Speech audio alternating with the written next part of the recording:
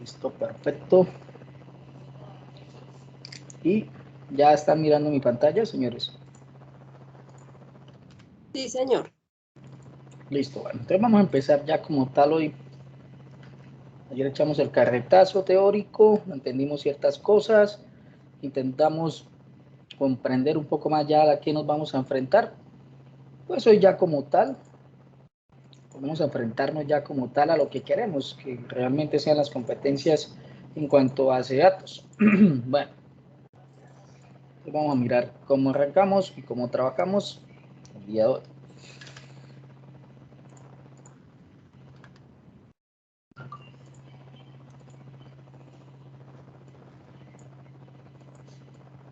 Listo, perfecto. Bueno, entonces, como ya sabemos que es una base de datos, en teoría qué es, que hay tipos de bases de datos, ¿cierto? Que hay un tema que se llama las relaciones, ¿sí? Todo ese cuento teórico que vimos ayer, que hay unos modelos que me ayudan, ¿cierto? O que me permiten hacer un modelo o modelar una base de datos un poco más fácil, ¿cierto? Y tener ahí la guía de cómo va esa base de datos o cómo se relaciona entre sí, en fin. ¿Cierto? Que existen dos, uno que se llama entidad de relación, otro que se llama modelo relacional, que el de entidad de relación, pues, poco aplica a lo que nosotros hacemos realmente y que el que más nos aplicaría o que el que más utilizaríamos sería el modelo relacional, ¿cierto? El que tiene que ver con los datos y la estructura de nuestra base de datos. Bueno, por ese lado, ¿cierto? Ya entendimos más o menos que existe una cardinalidad, o sea, una forma de relacionarse un elemento, en este caso ya hablamos de tablas, una tabla con otra en una base de datos, ¿cierto? Y que existía una de uno a uno, de uno a uno, de uno a muchos, ¿cierto? Y de muchos a muchos. Entonces que ya poco a poco vamos a ir comprendiendo un poco más. Pero bueno, el día de hoy ya vamos a empezar como tal con lenguaje SQL. Vamos a meternos ya de lleno con ese tema. Entonces, si ustedes ven ahí una pequeña definición, dice SQL es un lenguaje de consulta usado como interfaz para comunicarse con bases de datos y realizar operaciones de acceso y manipulación de la información almacenada. El SQL sirve para el acceso a la información almacenada en las bases de datos. Es un lenguaje sencillo de consulta que permite realizar operaciones de selección, inserción, actualización y borrado de datos, así como operaciones administrativas sobre la base de datos. SQL es un estándar mantenido por la ANSI, por lo que las bases de lenguaje son las mismas en la mayoría de motores de bases de datos relacionales. Una persona que conozca las bases del lenguaje, con el acceso a una referencia básica del motor particular con el que está trabajando, será capaz de escribir consultas para cualquier base de datos. Bueno, pues como les decía el día de ayer, pues aquí lo hablan un poco más técnico, ¿cierto? Un lenguaje como interfaz para comunicarse con la base de datos. Pues sí, realmente es eso, ¿cierto? Algo intermedio. Usted ya con la programación orientada a objetos pudieron ver algo que se llama interfaz, ¿cierto? Y que había algo como intermedio que me permitía hacer más cositas, ¿cierto? Bueno, pues este lenguaje nos va a permitir interactuar con esas bases de datos, exactamente con cuáles, pues con las que tienen que ver con el tema relacional, ¿sí? Ese tipo de base de datos relacionales. ¿Interactuamos con quién? Con los datos y con su estructura o con su parte administrativa, ¿cierto? Podemos hacer cambios tanto estructurales de la base de datos como manipular datos como tal de esa misma base de datos, ¿sí? Entonces, para eso nace el SQL. Lo mantiene o cumple un estándar, por allá hay una entidad que se llama la ANSI, allá pueden leer sobre qué es eso, ¿cierto?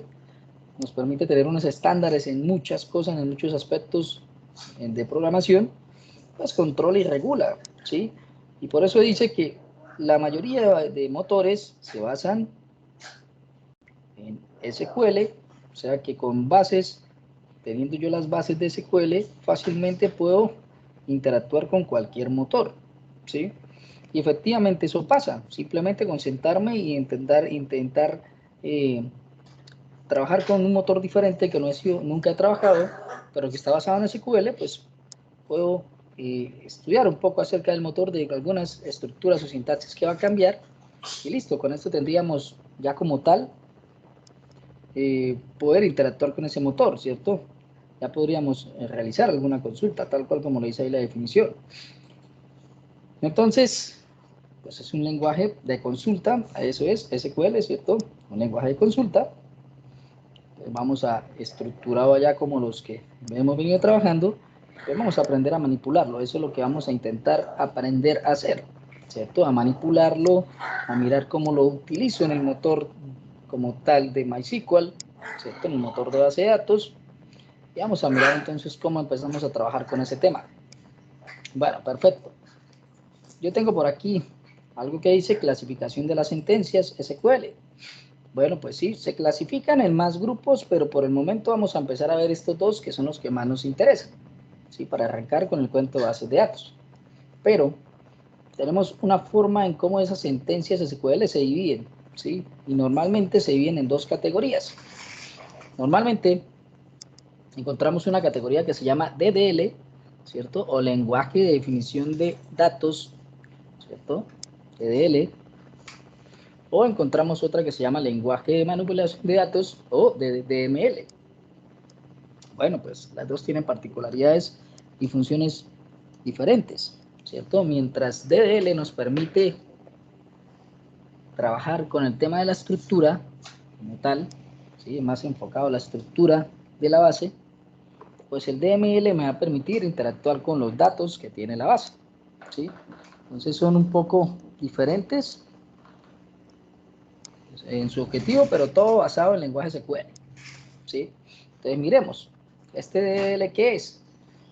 Las sentencias DDL se utilizan para crear y modificar la estructura de las tablas, así como los otros objetos de las bases de datos, ¿sí? Para eso lo vamos a utilizar. Eso es lo primero que vamos a aprender a hacer, DDL, ¿cierto?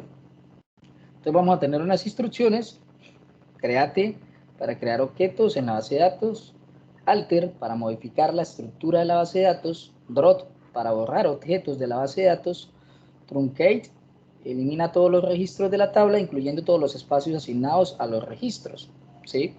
Bueno, ya vamos a ir mirando poco a poco para qué nos sirve cada uno, ¿cierto? Pero lo primero que vamos a intentar aprender es cómo genero la estructura de una base de datos, ¿sí? Debo aprender a manipular ese lenguaje SQL para generar primero el tratamiento de las sentencias DDL, ¿sí? Primero, manejar eso. Después de entender eso, y ya entender un poco el tema de las estructuras, pues ya puedo empezar a trabajar con un tema que ya sería un tema de datos, ¿sí? Pero antes de eso, pues no sería como lo ideal, ¿cierto? Primero miremos cómo aprendemos a crear una estructura y después ya podemos mirar cómo trabajar con los datos, ¿sí? Entonces, principales, crear, alteres, drop, eliminar elementos, o sea que voy a poder crear objetos como dice ahí, objetos en la base de datos, objetos como cuáles, tablas, ¿cierto? Views, otros elementos en base de datos que se utilizan, alterar cualquier elemento que ya esté en esa base de datos, ¿cierto? O eliminar inclusive cualquier elemento de la base de datos. En un momentico.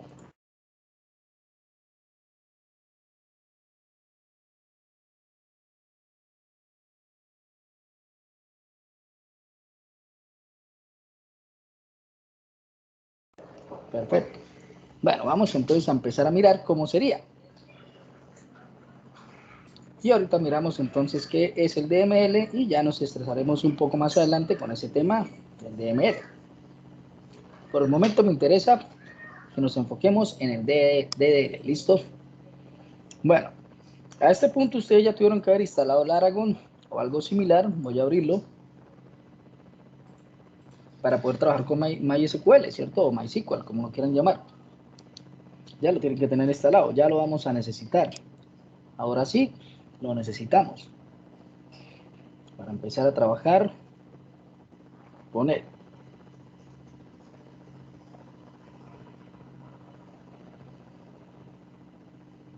Bueno, empecemos entonces. Recuerden que si tenemos Laragon abierto, lo único que le voy a decir es iniciar todo para que se inicie el servidor de MySQL. Sin eso, pues, la parte administradora de la base de datos, estamos utilizando en este caso ese Heidi SQL, pues no es capaz de conectarse al motor, ¿cierto? Porque el servicio no ha iniciado. Listo, posterior a esto le vamos a decir base de datos. Perfecto. Y acá nos va a mostrar esta interfaz donde nos va a permitir crear diversas conexiones. Aquí están, en este lado voy a encontrar las diversas conexiones que yo puedo tener para conectarme a este mismo motor, ¿cierto? Normalmente, cuando yo me voy a conectar, eso está vacío, ¿sí? Normalmente, cuando yo me voy a conectar por primera vez, no hay ninguna por defecto. O en algunas versiones del Aragon, pues trae alguna por defecto, ¿sí? Pero en este caso, pues voy a quitarla. Voy a quitarla un momentico. O me voy a crear una nueva para no dañar esa. De pronto tengo algo ahí. Voy a decir aquí abajito, nueva. Mire que me permite colocar un nombre. Voy a decirle aquí esto, SQL, pongámosle acá. Coloquémosle ciclo 2 para acordarnos que es del ciclo 2. Listo, ahí se creó una conexión. Con esta es la que nos vamos a conectar. Y aquí nos va a preguntar tipo de red a conectar. Pues en este caso TCP/IP. Nos vamos a conectar a través de una IP.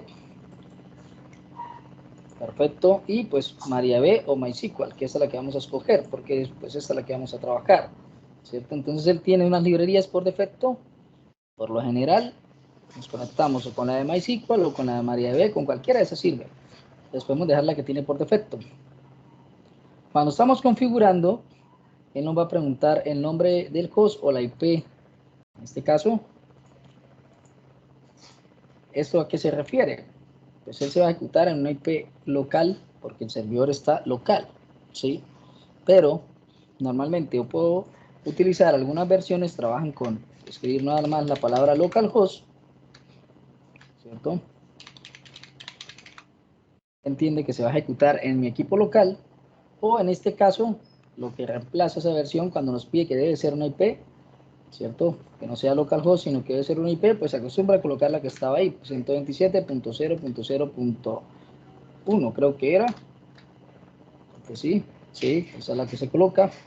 Esta sería lo que estuviese siendo alusivo, lo mismo a una conexión localhost. ¿Qué indica esto? Simplemente que mi motor de base de datos se va a ejecutar de manera local en el mismo equipo donde estoy trabajando, ¿sí? Yo también puedo llegar a tener una conexión remota. Por ejemplo, yo puedo llegar a tener un servidor en la nube y voy a conectar la interfaz de Heidi SQL al motor que está instalado en el servidor en la nube. Entonces, en ese caso ya no colocaría esta IP ni localhost, sino colocaría la IP que tiene el servidor. En ese caso, una IP pública, que es el tema que se manejaría como tal. Dale un momentico.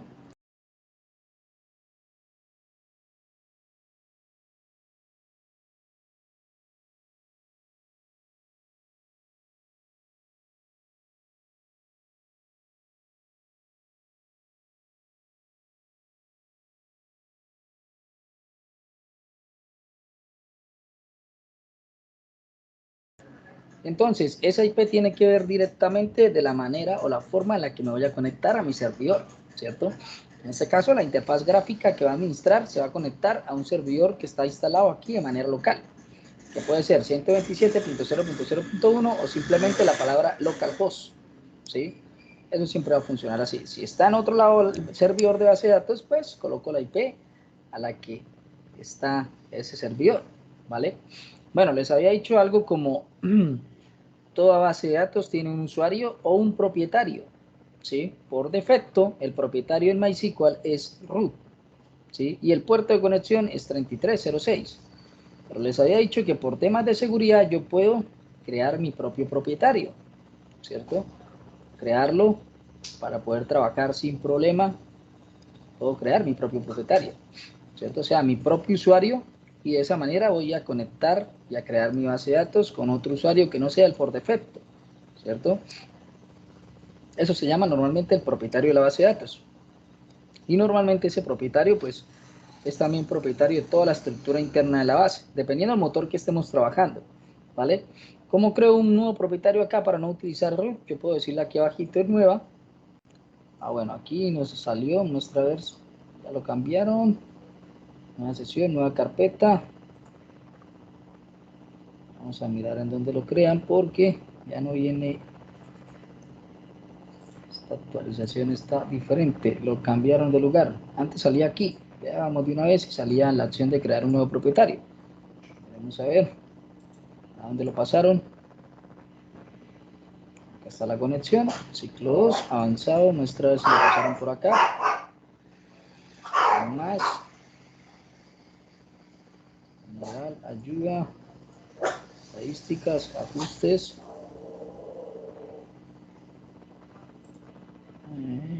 Listo, por aquí no hay más opciones, nueva sesión, no, nueva carpeta, nombrar, duplicar. Bueno, lo cambiaron, en esta versión aparecía aquí un nuevo usuario. Pero bueno, vamos a mirar, conectémonos con este y miramos si por dentro lo podemos crear. Decir aquí abrir. ¿Y qué vamos a hacer? Simplemente abrir la conexión. Mire, creo que lo pasaron fue para acá. Administra la autenticación y privilegios de usuario. Sí, míralo, ahí está. Bueno, antes se hacía de una vez desde por fuerita, sin problema. Entonces, bueno, ¿qué hicimos acá? Crear una conexión nueva y que nos vamos a poder conectar con los datos que nosotros queramos conectarnos, ¿cierto? En este caso con el propietario y la contraseña de ese propietario.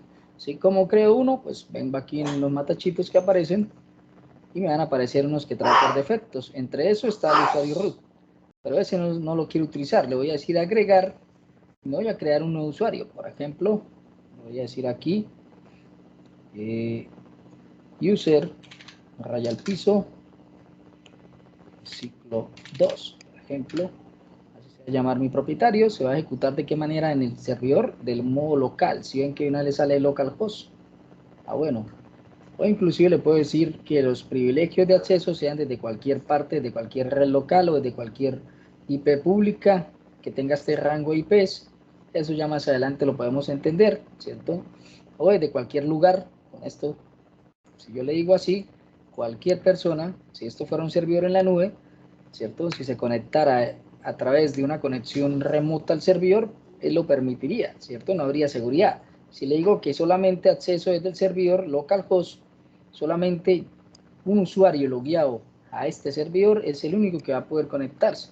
Pero bueno, eso ya lo enfatizaremos un poco más de las maneras o las diversas maneras que nos podemos conectar a un servidor de base de datos, ya sea de manera local o de manera remota, ¿cierto? Que el servidor está en otro lado de la internet y yo estoy tratando de acceder desde acá, ¿sí? Esa es otra forma.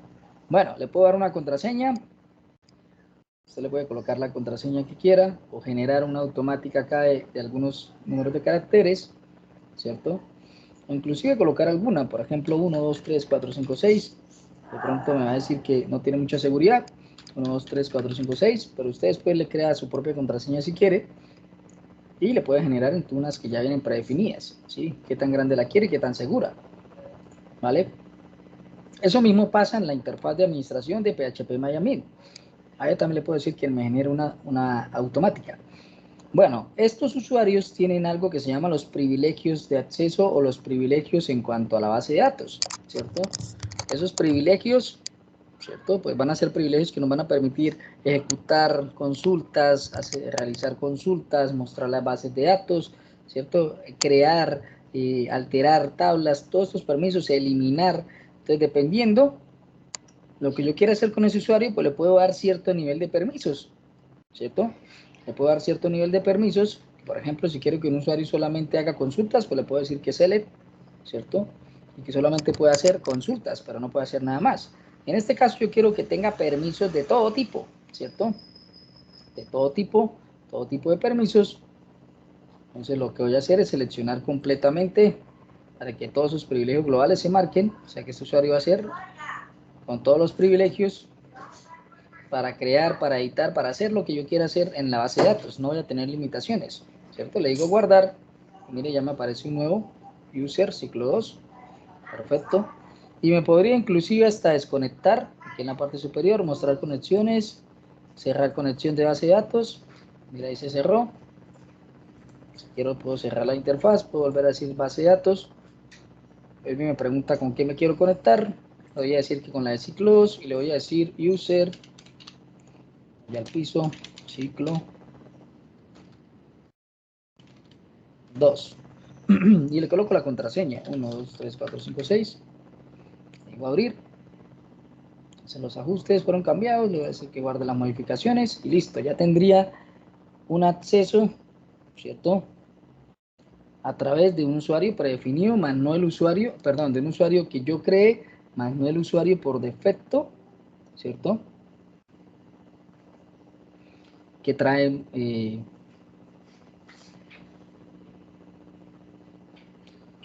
esto MySQL, ¿cierto? No el usuario por defecto que trae MySQL. Aquí ya tenemos un usuario totalmente personalizado que nosotros creamos con los diferentes permisos que nosotros le queramos dar de acceso.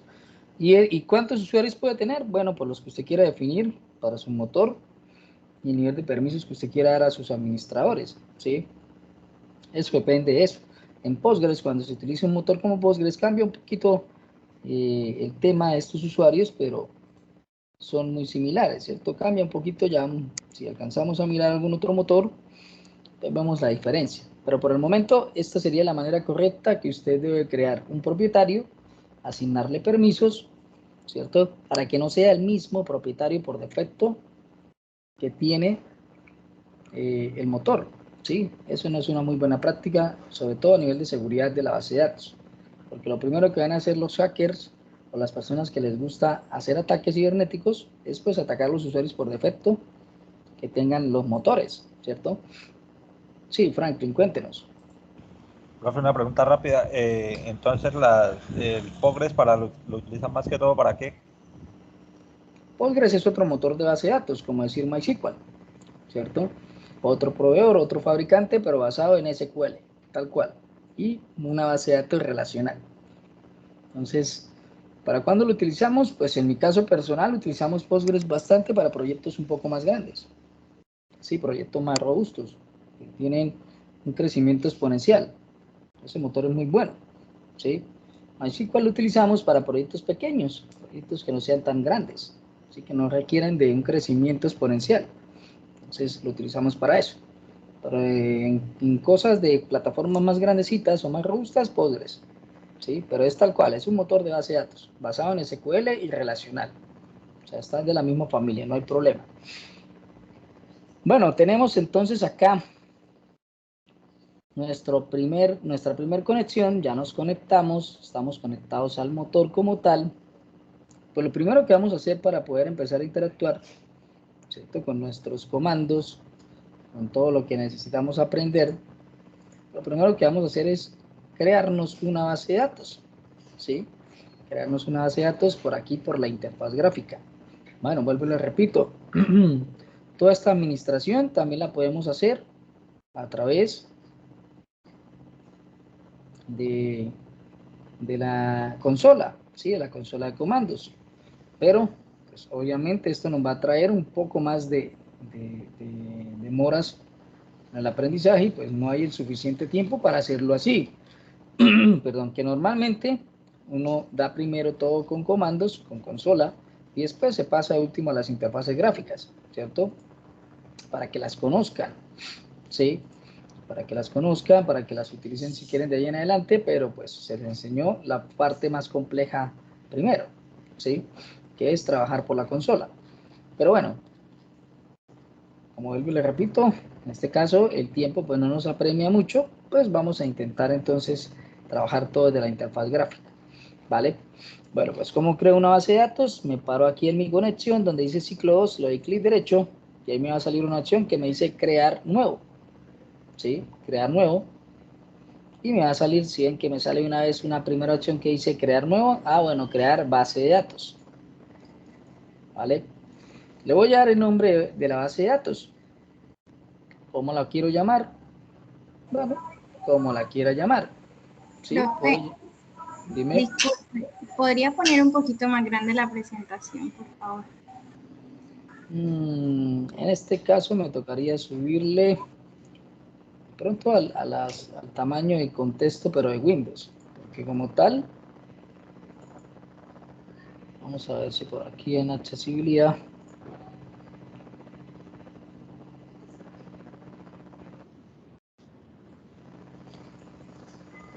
Pronto en resolución de la pantalla, profe. sí, ahí es donde iba a ir a buscarla, acá.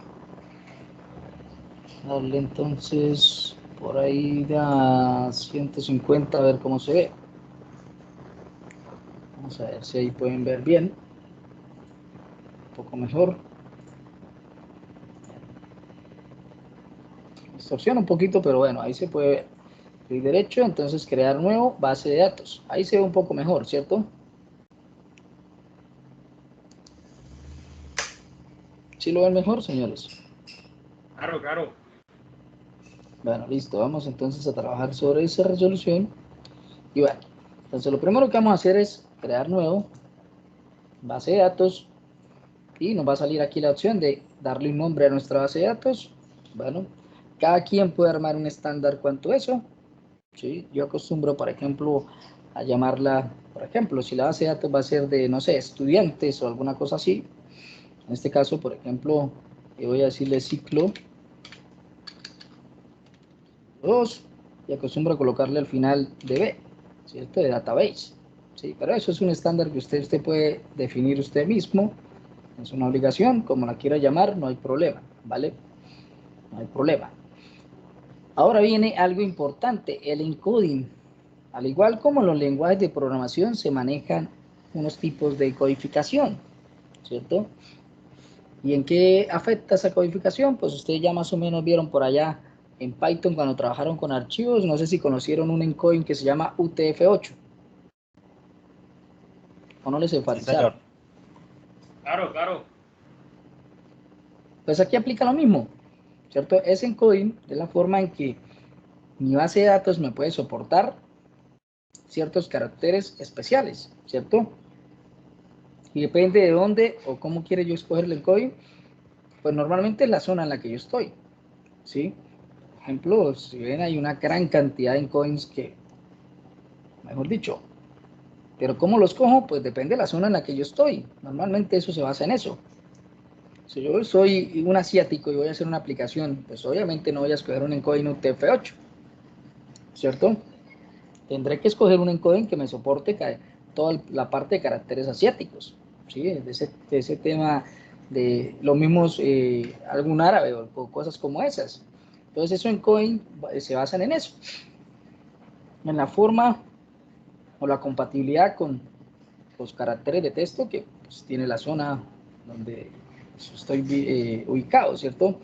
Para nosotros, para que nos soporte caracteres como ñes y cosas como esas, siempre vamos a utilizar pues, un UTF-8, ¿cierto? Pero mire que UTF-8 tiene bastantes derivaciones, ¿sí? Dependiendo también la zona, mire que sirve para varias zonas también. Pero bueno, inclusive UTF-8 es un estándar mundial, prácticamente casi todo el mundo lo utiliza. Así está en otras zonas, pero escogen el UTF-8 referente a su zona, ¿cierto? Dependiendo del que escojamos, en este caso, ¿cuál nos serviría a nosotros en bases como MySQL? Para que no tengamos problemas. El MB4 Spanish. Yo utilizaba el UTF-8 normal, ¿sí? ¿Cierto? Pero pues hay una actualización, UTF-8 MB4, es un poco más eficiente, un poco mejorado, ¿sí? Y me gusta utilizar uno que se llama General CI, ¿vale? Soporta, diría que prácticamente no tengo problemas de compatibilidad con caracteres, ¿cierto? Pero puedes escoger el Spanish si quieres, pero yo utilizo siempre el General CI, ¿sí? Ya les quedará más tiempo de mirar qué diferencias hay entre el General CI y entre el Spanish, en cualquiera de los que quieran escoger adicionales, ¿sí? Ya podrán enfatizar un poco más de eso. Pero este me ha parecido muy bueno, UTF-8 con MB4, es una actualización un poco más robusto, entonces siempre trabajo ese UTF-8 MB4 General CI, ¿vale?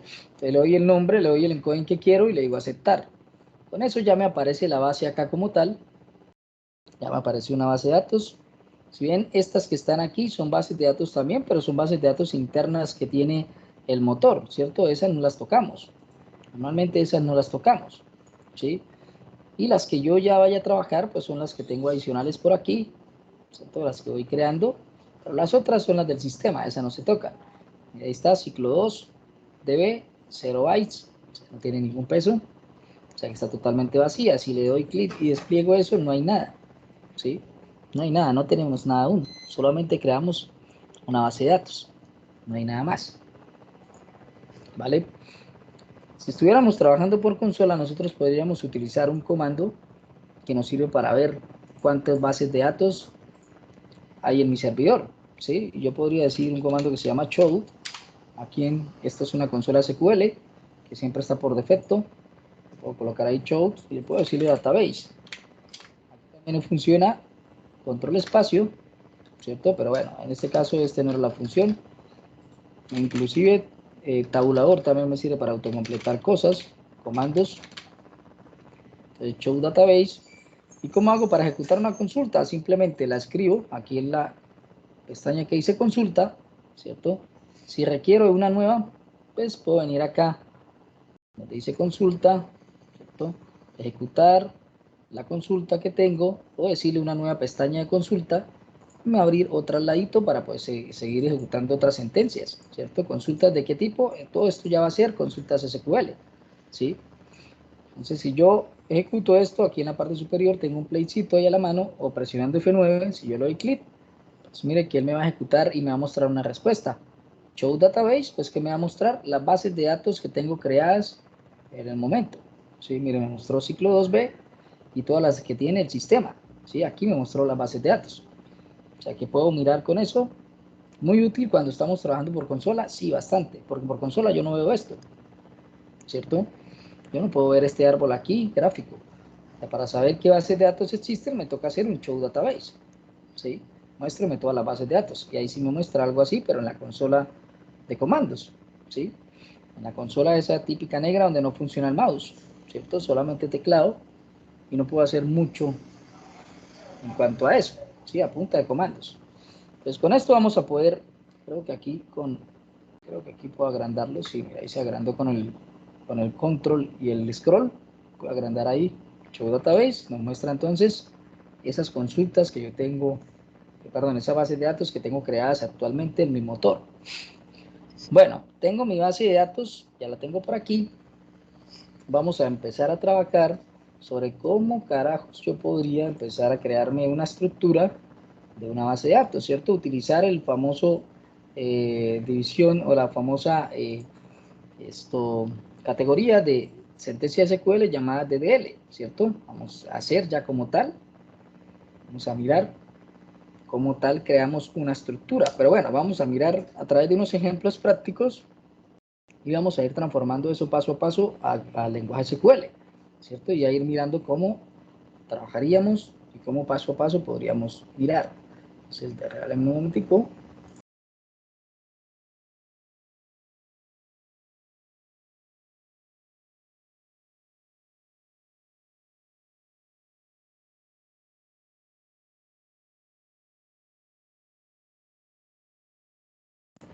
Bueno, perfecto. Entonces aquí, si quiero, yo puedo borrar esto sin problema.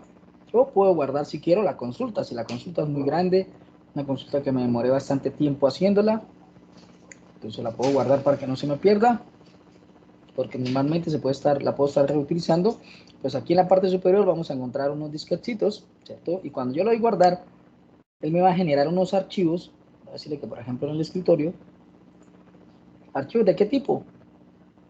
.sql. Esa es la extensión de todos los archivos que tengan o que tengan que ver con código SQL, ¿cierto? .sql. De esa manera voy a encontrar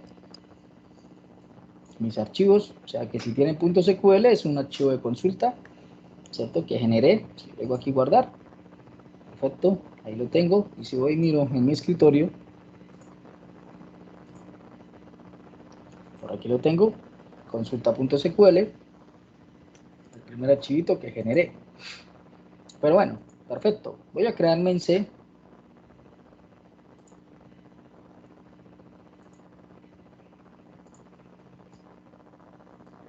Aquí en el disco local C, voy a crearme una nueva carpeta, la voy a llamar semana 4. Empezar a guardar allá como tal los archivos que vayamos creando de .sql. ¿Listo? Listo, perfecto, ya está creada. Salgo por aquí, seguimos aquí en el gestor de base de datos. Y bueno, vamos a mirar entonces, agrandemos por acá. Y bueno, tenemos unos ejercicios basados en este tema de la normalización. Entonces vamos a intentar ver unos casos y esos casos vamos a intentar pasarlos a código SQL, ¿cierto? A código SQL exactamente utilizando DDL, ¿cierto? El código que me permite generar la estructura de mi base de datos, ¿sí? Para poder aprender a crear esas bases de datos y pues poder empezar a implementar SDL como tal en nuestro motor de MySQL. Bueno, tenemos un ejercicio aquí, un ejercicio número 1, y tenemos esta tablita de datos. Miremos por acá. Mire que tenemos una columna que dice ID, y entre paréntesis dice PK. Tenemos otra columna que dice nombre, tenemos otra columna que dice puesto, tenemos otra columna que dice salario, y tenemos otra columna que dice emails, ¿cierto? Bueno. Entonces, si miramos eso, pues dice un puesto, dice un salario. Pues estamos hablando que los posibles nombres de los que están ahí como tal, diríamos que serían ¿qué? Como empleados de una empresa, ¿cierto? Por el contexto que tiene la tablita. El puesto, el salario, ¿cierto? Tiene un ID y tiene un email. Tiene una columna donde hay unos emails. Pero mire que en algunos no tiene un solo email, tiene varios. Bueno, pues cuando nosotros estuvimos viendo el tema, o ayer que vimos las etapas de la normalización, ¿cierto? Que la primera formal, que la segunda formal, ¿cierto? Que todo ese cuento, pues si nosotros intentáramos aplicar eso, vemos por acá, ¿cierto? Entonces me va a encontrar que lo primero que voy a hacer es identificar grupos de repetición en tablas, ¿cierto? Eliminarlos y colocarlos en tablas individuales. Crear una tabla independiente para cada conjunto de datos, ¿cierto? Identificar que cada conjunto de datos relacionados estén con una clave principal, ¿sí? Bueno, pues si nosotros miramos nuestro ejemplito que tenemos por acá, pues ahí tendríamos que, como primera medida tenemos unos datos de un empleado, ¿cierto? El nombre, el ID y por lo menos los emails, supongo que también son de ese empleado, ¿sí? Pero mire que tenemos algo adicional y dice puesto y salario. Bueno, pues esto podría tener otro contexto, otro conjunto de datos como habla en la normalización, ¿cierto? Normalmente, si nosotros analizamos este caso, pues esto de que tenga el puesto, ¿cierto? En la misma tabla del empleado, que tenga el salario, pues no es como muy viable, ¿sí? En cuanto a, puede llegar que un empleado tenga más de un salario, ¿sí? Entonces ya tocaría que agregar otro campo, ¿cierto? Porque puede tener más de un trabajo, ¿sí? Entonces en ese punto ya tendríamos que tener otro campo adicional. Y son cosas de las que nos hablaba allá ese proceso de normalización de que no debíamos hacer, ¿cierto? De que no debíamos trabajar de esa manera, ¿sí? Evitar la redundancia, simplificar esos datos, independizar todo sin problema y poder trabajar sin inconveniente, ¿sí? Entonces, si ustedes ven, tenemos ahí un poco de datos donde se nos mezcla con varios daticos que pueden ser separables, ¿sí? Que pueden ser separables, ¿cierto? Empezando, por ejemplo, este tema de los emails. ¿Cuántos emails tiene algún empleado? Tiene 2, el otro tiene 1, ¿cierto? Y el otro vuelve a tener 2 emails. ¿Y eso qué hace? Pues que sea un poco más complejo que pues, almacenar esos datos, ¿cierto? Normalmente yo en un campo email no voy a meter 2 o 3 emails concatenados así, ¿sí? Normalmente puedo tener varios campos para trabajarlos si son muchos emails, pero si llegan a ser muchos, pero muchos emails, pues lo recomendable, como dicen en nuestra primera formal, es dividir eso en un conjunto de datos totalmente diferente. Y si al dividir eso en un conjunto de datos totalmente diferente, pues estaríamos diciendo que estamos generando una nueva tabla, ¿cierto? O sea que podríamos llegar a tener una sola tabla correspondiente ¿a qué?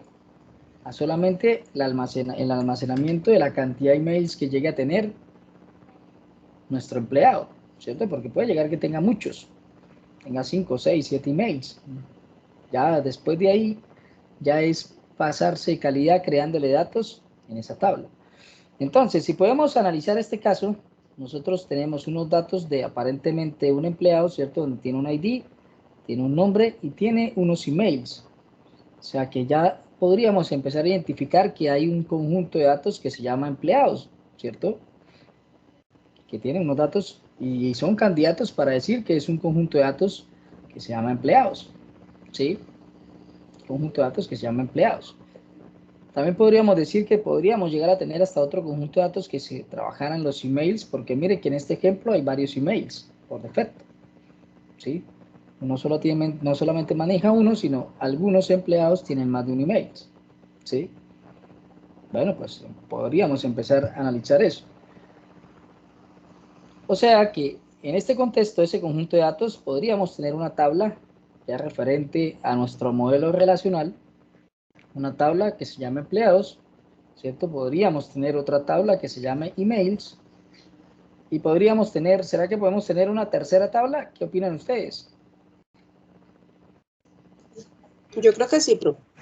¿La de los salarios? La de los salarios, ¿cierto? Porque esto, si es un solo salario, ahí le soportó el modelo, ¿sí? O sea, la base de datos le soportó. Pero si resulta que ese señor que están registrando tiene más de un empleo, ya no le sirve, ¿cierto? Se dañó. Y eso pasa, en la vida real yo puedo tener más de un empleo. Yo tengo más de un empleo, ¿cierto? Y en todos tengo un puesto distinto. Y en todos tengo un salario distinto. O sea que esto, si no se corrige, va a pasar lo que miramos o evidenciamos, que es que, por ejemplo, Juan Pérez tiene 2 trabajos. Entonces, ¿cuántos registros va a tener Juan Pérez en esta misma tabla? ¿Cierto? Pues va a tener 2 o 3 con el mismo nombre, con el mismo ID, porque hay redundancia de datos, ¿sí? Y eso es lo que se busca en no tener, ¿cierto? Por eso allá esa primera formal, si ustedes la miran y la analizan, decía por allá, elimine, lo primero que dice, elimine los grupos de repetición. O sea, en una misma tabla no repitamos los mismos datos, ¿cierto? El mismo nombre del cliente, en este caso el mismo nombre del empleado. Si no haga eso, cree una tabla independiente para cada conjunto de datos. Entonces, lo que primero que tenemos que hacer es analizar cuántos conjuntos de datos pueden llegar a salir, ¿cierto? ¿Qué es lo que estamos tratando de hacer? ¿Sí? Identifique cada conjunto de datos relacionados con una clave principal. Aparte de que los identifiquemos, pues, si yo vengo por acá, ya tenemos identificados que hay una tabla empleados, ya tenemos identificado que hay una tabla o un conjunto de datos totalmente diferente que podríamos llamar, por ejemplo, salarios, ¿sí? O cargos, y en ese meter el cargo que está, el nombre del cargo y el salario, ¿cierto? Y ya podríamos tener identificado que hay un tercer grupo de datos o conjunto de datos que llaman allá, o en este caso, una tercera tabla para nosotros que podría controlar solamente la cantidad de emails que puede tener un empleado. Y si miramos desde ese punto de vista, ya tenemos 3 tablas totalmente diferentes. Tabla empleados, una tabla para los cargos o puestos, o como lo queramos llamar, y otra tabla para los emails, ¿sí? O sea que ya tenemos una pequeña base de datos. Bueno, si la identificamos, pues vamos a intentar empezar a crearla. Pues crearla, ¿qué es? Pues empezar a aprender a generar ese código SQL que necesito, ¿cierto? Para que esto ya se convierta de ser simplemente algo propuesto a ser una estructura de almacenamiento que ya sería una base de datos, ¿cierto? Una estructura, allá como decía, electrónica, ¿cierto? Digital, ¿sí? Para guardar datos. Bueno, pues vamos a mirar cómo lo hacemos. ¿Listo? Tenemos por aquí nuestro amigo. Nos ubicamos acá. Si ustedes tocan la base de datos, van a poder ver que cuando le dé clic derecho encima de la base de datos, también les va a salir una opción que dice crear, ¿cierto? Y al hacer en crear nuevo, van a tener otras opciones que puede crear inclusive una tabla de modo gráfico. Si una tabla puede crear una vista, una tabla, ya después miraremos eso más con calma. Puede crear algo que se llama un procedimiento almacenado. Eso es otro cuento, ya miraremos con calma eso. Función almacenada, un disparador o un trigger, ¿cierto? Y todo lo puedo hacer por la interfaz gráfica también. Pero bueno, la parte de estructura sí es mejor aprenderla por código. ¿Sí? Si yo le doy aquí clic en crear una tabla, mire que me va a salir el nombre, qué nombre de la tabla le voy a dar, ¿cierto? Y voy a empezar a definir cada cosa que contiene mi tabla. Pero bueno, la idea es hacerlo a código, ¿vale? Entonces por eso vamos a ir a generar, voy a tocar por aquí nuevamente, vamos a ir a generar en nuestra casilla de consulta el código necesario para que nos funcione y podamos crear la misma estructura. Bueno, pues vamos a empezar a analizar. Sigamos por acá con el análisis que llevamos. Tenemos una tabla que la llamamos empleados, ¿cierto? Tenemos una tabla que la vamos a llamar de pronto puestos. Y tenemos una tabla que la vamos a llamar emails. ¿Ver? Perfecto. Ahora analicemos cómo serían las posibles relaciones entre esas tablas, ¿cierto? ¿Basados en qué? En la cardinalidad. ¿Cómo podrían ser esas posibles relaciones? ¿Cierto? Empecemos, por ejemplo, ¿cuál creen de todas esas tres tablas que vamos a generar que sería la tabla papá? Recuerden que aquí existe un concepto de que siempre va a haber una tabla papá. ¿Y cuáles son esas tablas papás? Las que por lo general nunca dependen de otra tabla, ¿cierto? Por lo general de ella dependen varias tablas, ¿sí? Lo mismo concepto similar como la herencia, ¿cierto? Muy parecido. Pues aquí pasa lo mismo. ¿Cuál podría llegar a ser de esas posibles tres tablas que vamos a crear la tabla papá? ¿Cuál creen ustedes? Empleados. Empleados. Empleados. Ah, bueno. ¿Por qué dibujaron eso? Yo por el ID. Porque un empleado puede tener varios cargos y varios emails, como usted dijo. Ah, bueno, ¿cierto? Por ese lado, ¿cierto? Por la cardinalidad. Yo puedo llegar a decir que la tabla empleados, ¿cierto? Por ejemplo, yo, el empleado John Jairo, o en este caso el empleado Juan Pérez, puede llegar a tener una relación de ¿qué? De uno a muchos, ¿cierto? De uno a muchos, ¿con quién? Por ejemplo, con puestos. Yo puedo llegar a ser jefe de área, administrativo, y puedo llegar a ser programador, ¿cierto? Son tres puestos distintos, o sea que puedo tener yo, John Jairo, en este caso el ejemplo de Juan Pérez, puedo llegar a tener tres registros que se relacionan conmigo en la tabla puestos, ¿sí?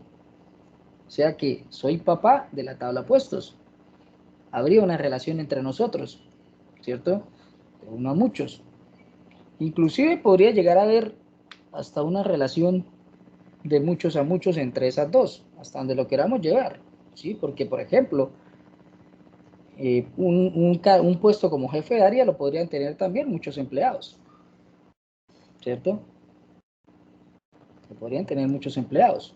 Pero vamos a tomarla en este momento que un empleado puede tener muchos cargos, ya, por el momento, así, para no meternos todavía con el contexto de llaves, de tablas intermedias, ni nada de eso lo vamos entendiendo poco a poco.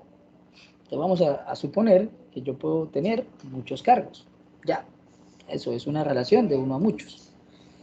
Y siendo coherentes, pues si miramos, según el ejemplo, yo no podría tener una relación de uno a uno entre el empleado y los emails, ¿cierto? Porque mire que nos muestra que algunos empleados tienen 2 emails, ¿sí? Entonces no existe una relación de uno a uno, o sea que también podríamos llegar a tener una relación de uno a muchos, sí, también.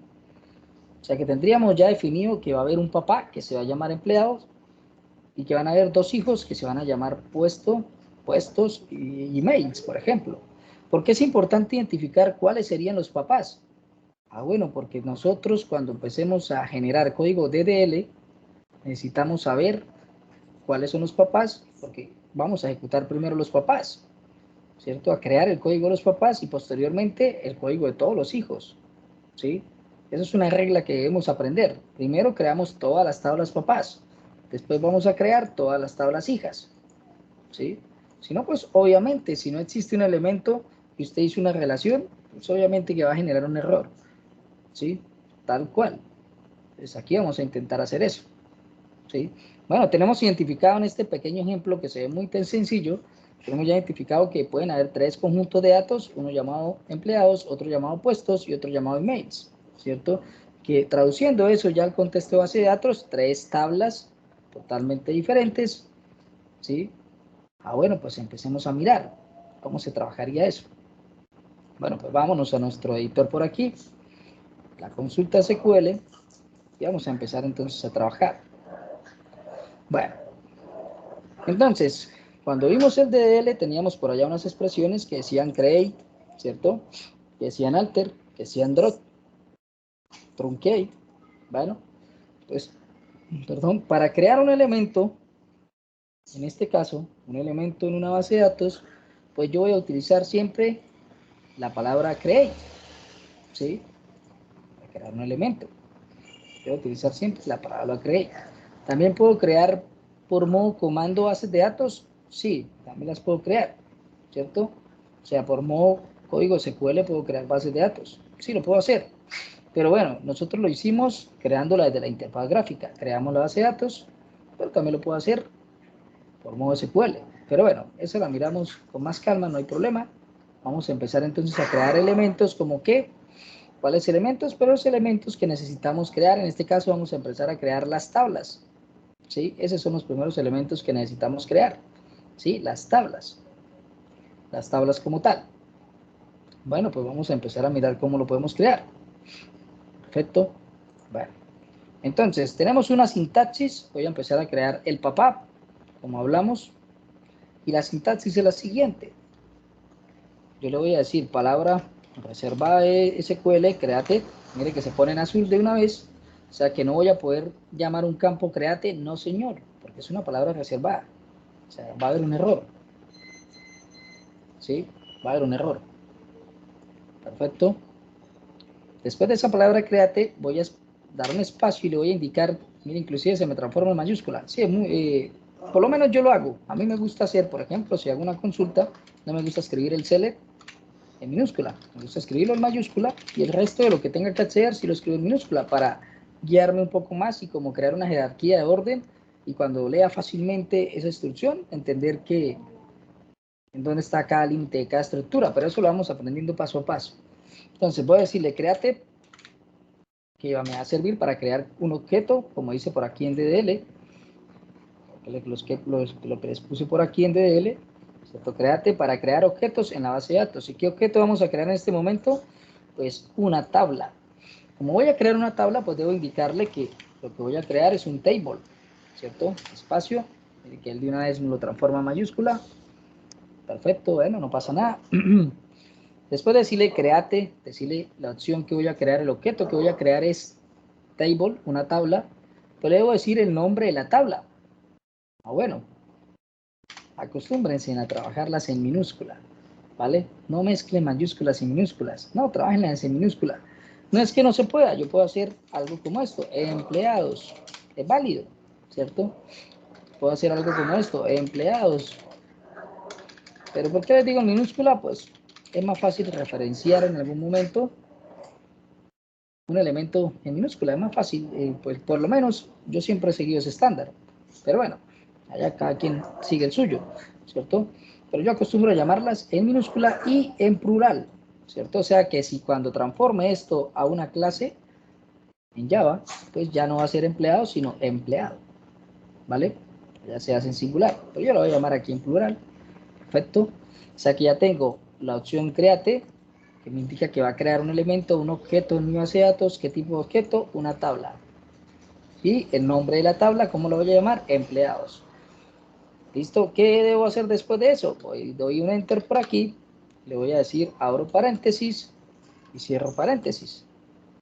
Y le voy a dar unos enter por acá. Y al finalizar del paréntesis voy a utilizar punto y coma, ¿vale? Sé que me estaba generando un error.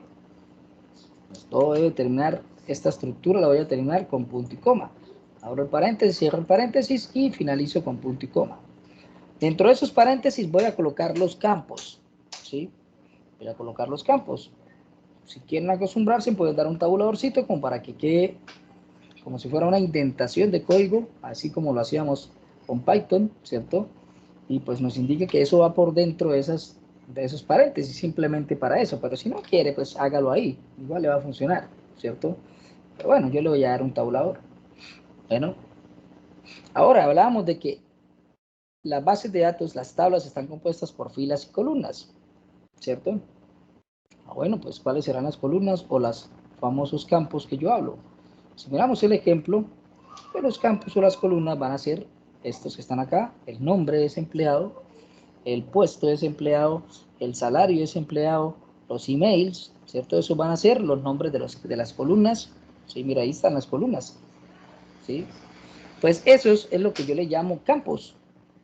Sí, normalmente le llamo campo, un campo en una tabla, como lo quieran llamar, columnas o campos, le recomiendo que lo llame campos, ¿cierto? Entonces voy a definirlos. Perfecto. Hay dos estándares, bueno, o eso depende de cómo usted la quiere trabajar, ¿cierto? El primer campo que yo debería definir siempre en una base de datos, en una tabla como tal, sería el campo que controlara esa llave primaria o ese registro único que no se va a repetir, ¿sí? Normalmente se acostumbran a decirles ID. Bueno, si lo quiere llamar así, perfecto, no hay problema. Lo puede llamar ID, ¿vale? Lo puede llamar ID. Pero estándar, por ejemplo, esa llave primaria, si es referente a empleados, normalmente acostumbro a hacer algo como esto: code, o sea, código del empleado, y le digo code empleado, por ejemplo, ¿sí? Entonces, si usted lo quiere llamar ID, como lo quiera llamar, ¿sí? Lo que no debe hacer es utilizar nombres que no digan mayor cosa, ¿cierto? Por ejemplo, MP, ¿qué es MP? ¿Cierto? Es muy difícil de saber que en ese campo, ¿qué es lo que yo voy a guardar? MP. MP. ¿Sí? Entonces, cosas como esas no debería ser. ¿Sí? ¿Por qué? Porque va a ser más difícil de que otra persona que necesita hacer cambios en su base de datos los vaya a poder hacer, ¿cierto? Le tocaría que usted hiciera algo que normalmente no hacen, ¿cierto? No lo hacen, que a veces se les olvida y no lo hacen, y es algo que se llama un diccionario de datos, ¿cierto? Un archivo escrito allá definido, poco a poco, ¿cierto? Donde explica la tabla de empleados, tiene el campo EMP. Aquí se guarda el nombre del empleado. Y es un campo de tipo cadena. Tiene una longitud de tantos caracteres, ¿cierto? Es nulo o es obligatorio, en fin, ¿sí? Algo así. Algo así. Tendría que generarse un diccionario de datos. Si no, pues el que llegue, pues se va a volver loco, ¿cierto? No sabe qué guarda en ese campo, no sabe qué se guarda. Entonces acostúmbrese a darle nombres que sean fácil de entender. Tan fácil de entender. No de nombres que queden locos. Y si va a dar nombres locos, porque usted se las tira de que es muy power para programar, ¿cierto? Entonces, si da nombres locos, hermano, haga un diccionario de datos para que se lo entregue y deje esa documentación, ¿sí? Si no, ¿quién vale para después poder hacer un ajuste de esa base de datos? Eso va a ser un camello, es muy complejo. Ponerse uno a mirar y a analizar qué es lo que guardaba ya. ¿Listo? Bueno, perfecto. Este sería mi campo principal o mi campo primario, como lo llaman por ahí, ¿cierto? Toda tabla debería tener, como dice en la primera forma normal, una clave principal o una llave primaria. Pues ¿qué será eso? Iremos por aquí, les adjunté unos conceptos que les voy a ir cargando poco a poco. Llave primaria. Una llave primaria o primary key es una columna o grupo de columnas, porque pueden ser varias. En una tabla puedo tener más de una llave primaria, depende de la lógica que esté aplicando en mi modelo de base de datos, puedo llegarlo a tener. Por el momento vamos a definir una sola, ¿cierto? Y aprender cómo se define. Pero puedo llegar a tener varias en una misma tabla, ¿cierto? Dice, o grupo de columnas que identifica de forma exclusiva cada fila de una tabla. Puede crear una llave primaria para una tabla utilizando la restricción primary key, ¿sí? Por eso les decía, es un registro único que no se va a repetir, ¿sí? Un registro único que no se va a repetir, ¿cierto? No se va a repetir. Ah, perfecto. Bueno, no lo vamos a repetir. Perfecto, registro único que no se va a repetir. Listo, sin problemas. Bueno, entonces definí el nombre del campo, que voy a definir ahora. Después de definir el nombre del campo, yo debo definir el tipo de datos, ¿no? El tipo de datos que va a tener mi campo. Al igual que en los lenguajes de programación, pues aquí pasa lo mismo. En la base de datos también debo tener unos tipos de datos, ¿cierto? Y por aquí en un recorte les voy a mostrar cuáles serían para MySQL. Esto es lo que yo les digo que puede cambiar. ¿Alcanzan a mirarlos ahí, señores? Un poco de zoom, profe. Aquí, miremos si este nos deja darles un de una vez. O si no, guardemos la imagen. Un momentico. La abrimos con el visor.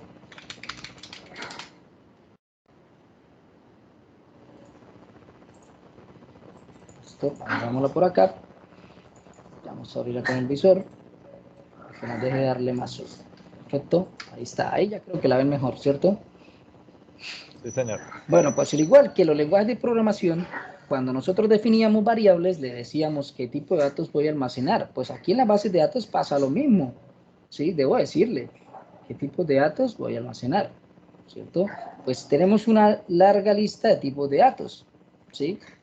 En este caso, todos estos están prácticamente de tipo entero, pero también hay otros tipos de datos que vamos a ir mirando, ¿vale? Entonces, las llaves primarias, normalmente hablábamos el día de ayer que deben ser autoincrementales, ¿sí? Y puede llegar a ser grandísimo ese número. O sea, puedo llegar a tener millones de registros. Entonces, se acostumbra a definir un tipo de datos bastante grande. Por ejemplo, podemos utilizar un BINT, o sea, un entero grande. Esto es un numerote. Si ustedes van y miran allá y consultan de qué tamaño a qué tamaño va ese entero, van a ver que es grandísimo, ¿cierto? Es bastante grande. O sea que podríamos utilizar para las llaves primarias este tipo de datos, ¿sí? Inclusive hasta un INT. Pero puede ser, si su sistema, usted sospecha que va a crecer mucho, mano, échele un begin de una vez, ¿vale?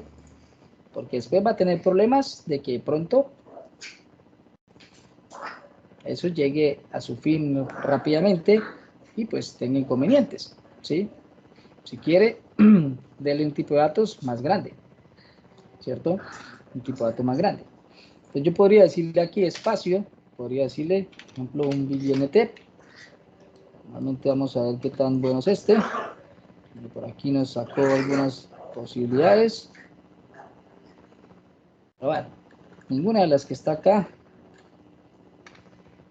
inclusive nos completa funciones que tiene el motor, pero por el momento yo le voy a decir BINT, ¿cierto? Y le puedo llegar a decir hasta una longitud si yo quiero. ¿Sí? Una longitud. Puedo tener aquí en la base de datos, puedo llegar a tener una longitud, por ejemplo. Yo puedo decirle que sea un número, abro paréntesis, paréntesis, que tenga máximo 20 caracteres, por decirlo así, o 20 cifras, ¿cierto? Para la longitud de ese dato, de ese número, podría llegar a ser un número que tenga máximo 20 cifras, ¿sí? Bueno, eso sigue siendo un número grandísimo, ¿sí? Bastante grande. Si lo quiero limitar, esto cabe un montón de millones de registros. O sea que tenemos algo como si tuviéramos un número de la siguiente manera, ¿cierto? Haga de cuenta que va a tener aquí 0, un cuenta de 20 ceros. 2, 3, 4, 5, 6, 7, 8, 9, 10, 11, 12, 13, 14, 15, 16, 17, 18, 19, 20. Qué numerazo, ¿cierto? Eso es un número muy grande. Entonces podemos decirle que el tipo de datos va a ser BINT y le puedo decir hasta una limitación de qué tan grande puede llegar a ser esa cifra, ¿sí? Bueno, digámosle que 20, porque puede ser que llegue a ser muy grande mi base de datos, ¿sí? Entonces defino el nombre del campo, después defino ese nombre de ese tipo de datos que va a tener ese campo, o sea que va a almacenar un entero grandísimo o sea, un número entero, ¿sí? Pero yo les decía que nosotros podemos manejar algo que se llaman restricciones. Bueno, todas las bases de datos, los campos como tal, manejan algo que se llaman las restricciones. Y hay varios tipos de restricciones. Por ejemplo, la que le vamos a asignar ahorita a ese campo es una restricción que nos va a obligar a que el campo no sea nulo o no sea vacío, ¿cierto? O sea, que el campo, siempre que vaya a crear un registro de un empleado, siempre, pero siempre me obligue a llenar el campo, ¿sí? A llenarlo con algún dato, ¿cierto? Entonces, siendo coherentes con eso, pues hay una restricción que se llama not null. Si yo la coloco acá, le digo que este campo es not null, o sea, este campo es obligatorio. O sea que debo digitar o se debe generar este valor, ¿cierto? Obligatorio, ¿sí? Obligatorio. Ah, bueno, ¿qué más puedo definirle a ese campo? Yo les hablaba ayer que normalmente los campos que van a llevar las llaves primarias deberían ser autoincrementales, ¿sí? Autoincrementales, o si utilizamos un motor de base de datos como Postgres, tiene un tipo de datos que se llama serial, que hace lo mismo que vamos a hacer acá, ¿sí? Generar un autoincremental, que cada vez que yo creo un registro de tipo empleados, no me preocupo por generar este campo, él se genera automático, ¿cierto? Eso es autoincremental, ya lo iremos a mirar cuando estemos haciendo DML, cuando estemos intentando manipular esos datos, ¿sí? Autoincremental. ¿Cómo le digo aquí al MySQL que este campo va a ser autoincremental? Yo defino aquí una propiedad que se llama auto, vaya al friso, y le puedo decir increments. Con esto ya lo dije que este campo se va a generar automático, ¿sí? Que va a ser un campo autonumérico. De tipo entero se va a generar automático. Cuando digo eso no me tengo ni que preocupar por enviar un dato de tipo código empleado. Él mismo lo genera. Y si no tengo más por hacer o no tengo más restricciones, pues simplemente puedo pasar a otro campo. ¿Cómo finalizo cada línea de cada campo que estoy creando? Coloco una coma, ¿cierto? Y mire, este editorcito, mire que una vez nos transforma todo a mayúscula. Bueno, chévere, listo, no pasa nada. ¿Qué más le podría colocar? Pues podría tener más restricciones, pero por el momento vamos a ver esas básicas. Si quisiera colocar un comentario en cada campo, puedo utilizar también una opción que se llama comments, y aquí dejo un espacio y coloco unas comillas sencillas, y aquí puedo decir, por ejemplo, esta es la llave primaria, o le puedo decir llave primaria. Y esto no se va a ejecutar como tal, no nos va a afectar, sino simplemente va a colocar un comentario, ¿sí? Eso lo podemos hacer también. Si no, esto sería opcional. Si no lo quiero, le puedo quitar el comentario, y hasta aquí ya había definido un campo como tal de la base de datos, ¿sí? Esta tabla, que necesito el nombre del campo, necesito un tipo de datos que no puede faltar, ¿cierto? Necesito una restricción, al menos, para decirle que si es nulo o no es nulo, o sea, que es obligatorio o no es obligatorio ingresar ese dato, ¿cierto? Y si es una llave primaria, en este caso le vamos a decir que es un campo autoincremental. Señores, les aconsejo, no se acostumbren a dejar campos nulos. Eso afecta bastante en el tema, de qué, de la velocidad en las consultas, ¿sí? ¿Cómo es dejar un campo nulo? Yo puedo decirle, esto lo puedo omitir, si no le coloco null, lo quito, él asume que ese campo no es obligatorio, ¿sí? Ya con eso él ya sabe que ese campo no va a ser obligatorio. Pero si le coloco no null, pues ya él sabe que debe ser digitado algo. Pero bueno, pasa algo, y eso es normal. Puede ser que el sistema que yo hubiese realizado, por ejemplo la tabla empleados, primero lleno unos datos muy básicos, por ejemplo el nombre, el correo y no sé, la edad, ¿cierto? Ese es el paso 1 en mi software, se llenó, pero él resulta que tiene que llenarle por lo menos unos 20 campos más. Pero se van haciendo progresivamente, no se llenan todos de totazo porque pues obviamente no sé qué otros datos van, en fin, ¿cierto? Pues obviamente en ese punto los otros campos no los pude llenar. Entonces, ¿yo qué hice? Hice la fácil, coloqué nulos todos los campos. Bueno, Eso es algo que se la cobra después las consultas cuando hay muchos millones de registros o hay muchísima información en la base de datos. Cuando hay campos nulos, las consultas tardan más, ¿sí? Tardan más en mostrar la respuesta. ¿Yo qué puedo hacer para eso? Puedo decirle que, por ejemplo, sea obligatorio y para no dejarlo nulo le puedo mandar algún carácter, algo por defecto, ¿cierto? Por ejemplo, voy a escoger otro campo. Si miro aquí mi ejemplito, vengo por acá, nos falta el nombre. Bueno, pues intentemos definir un campo para el nombre, ¿cierto? Bueno, perfecto. Lo mismo, comita, continúo, voy a darle nombre al campo, voy a decir, por ejemplo, nombre. Si usted se quiere acostumbrar a decirle nombre empleado, pues perfecto, no pasa nada, lo puede hacer sin problema. O si usted quiere utilizar, no, este es el nombre del empleado, bueno, como lo quiera, ¿sí? Pero si varias tablas de su base de datos tienen el mismo campo nombre, tiene que utilizar algo después para las consultas que se llaman alias. Ya lo vamos a mirar después. Entonces, si quiere, acostúmbrese, por ejemplo, a decirle nombre empleado, ¿cierto? Nombre empleado, ahí tengo el nombre del campo. Bueno, hay un tipo de datos aquí en MySQL, o casi que la mayoría de motores es el mismo, ¿cierto? Para las cadenas de texto, o los valores alfanuméricos, ¿sí? Y normalmente los llamamos los varchar. Aquí, varchar.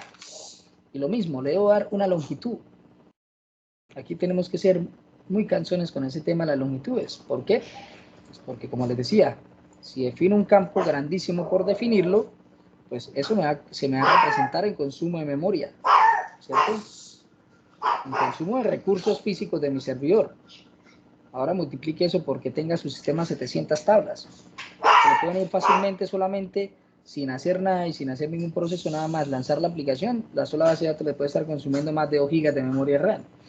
Entonces hay que ser cuidadosos en eso. Por eso esto llama la longitud del tipo de datos. Lo coloco entre paréntesis. Y aquí también pasa lo mismo. Yo le puedo dar una longitud y le puedo decir un nombre completo, ¿cierto? ¿Cuántos caracteres puede llegar a tener? Por ejemplo, 5, 10, 15, 20, 30. Yo diría que máximo por ahí el nombre bien, pero bien largo, por ahí 30, ¿cierto? O sea, no creo que... Y si hubiese un nombre más grande, pues ampliaríamos más el campo, pero en este caso, digamos que el nombre más largo que vamos a editar de un empleado es 30 caracteres, ¿cierto? O sea que ese tamaño va a ser máximo de 30. ¿Qué pasará si yo le mando un valor de más de 30 caracteres? Pues simplemente tengo un error en la base de datos y ese registro no se guarda. Así es sencillo, ¿sí? 30 caracteres. Perfecto. Y le voy a decir que también es obligatorio, no null. No es null por aquí. Está. ¿Qué más le podríamos definir? No, en este caso, el nombre le voy a decir que es not null. Perfecto. ¿Tengo más campos en mi base de datos?